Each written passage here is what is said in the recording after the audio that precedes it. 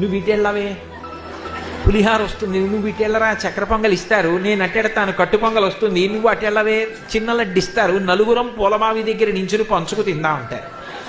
కాబట్టి అక్కడ అన్నీ అపురూపమే. కాబట్టి స్వామి ప్రసాదంబు కన్నుల కద్దుకొని ఆస్వాదించు భక్తుల గుంపులొకట, స్వామిని దర్శించి సంతోషమాగక పరవశులకు పుణ్య పురుషులొకట.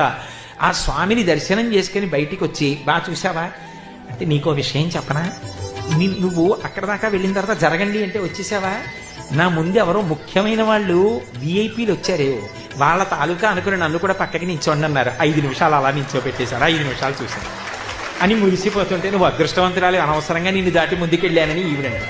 కానీ అబ్బాయి ఎంత బాగున్నాడని ఆ సళ్ళింపులో గురువారం సాయంకాలం అన్నీ తీసేసి ఆ ఊర్ధ్వపుండ్రాలు తగ్గించేసిన అబ్బాయి ఎంత అందం ఆ పూలంగి సేవలో అని చెప్పుకు మురిసిపోతారు. స్వామిని దర్శించి సంతోషమాగక